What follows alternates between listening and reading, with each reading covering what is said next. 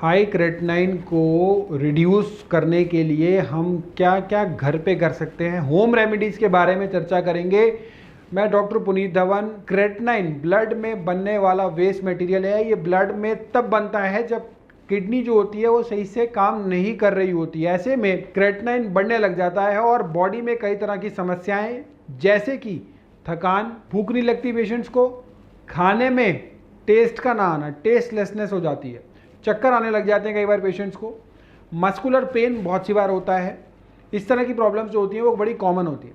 लेकिन बता दें, आप घर बैठे भी कुछ होम रेमेडीज़ के द्वारा हाई क्रेटिनाइन को कुछ हद तक काबू कर सकते हैं। घरेलू उपाय अपना के आप इनको कंट्रोल कर सकते हैं। हाई क्रेटिनाइन को कम करने के लिए आप हर्बल टी का यूज़ कर सकते हैं। हर्बल टी पीने से यूरिन का प्रोडक्शन ज़्यादा होता है, एक प्रकार की डायूरेटिक होती है। कंटेंट इंग्रेडिएंट्स जो होंगे इसमें, अगर इसको आप घर पे काढ़ा भी बना सकते हो। पुनर्नवा, अर्क और कासनी को बराबर मात्रा में लेकर उसको बॉयल कर कर अगर हम हर्बल टी की तरह पिए, काढ़ा बना के पिए उसको, तो उसके अंदर भी डायूरेटिक भी होगा और साथ में आपको यूरिन का फ्लो बढ़ेगा। उससे आपका क्रेटिनाइन लेवल भी कुछ हद तक कंट्रोल होगा, आसानी से बाहर निकलता है। इससे क्रेटिनाइन का स्तर जो है वो कम होता है। इसी में दूसरे नंबर पर आता है नेटल लीफ। नेटल लीफ का सेवन करने से रेनल एक्सक्रीशन को बढ़ाने में मदद मिलती है। साथ ही में ये शरीर में मौजूद क्रेटिनाइन को भी बाहर निकाल सकती है।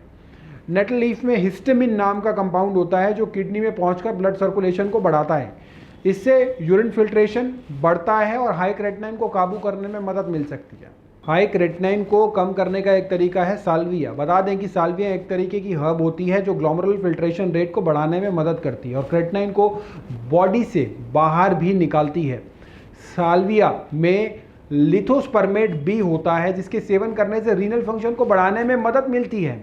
अनार का जूस जो पेशेंट किडनी के नहीं है वो तो पी सकते हैं, लेकिन जो किडनी के पेशेंट है उनको अनार का जूस जो है वो नहीं पीना है। उनके लिए अनार जो होता है ना, उसका जो रेड पार्ट होता है वो हीमोग्लोबिन बढ़ाने में भी बड़ा फायदेमंद होता है। वो रेड पार्ट यूज़ करके उसकी जो गीटक होती है उसको हम फेंक देंगे, क्योंकि उससे बहुत सी बार इलेक्ट्रोलाइट इम्बैलेंस होने की संभावना रहती है। तो अनार को आप इस तरीके से सेवन कर सकते हैं, इससे किडनी में भी GFR बढ़ाने में भी मदद मिलेगी। नेक्स्ट नंबर पर आता है हल्दी।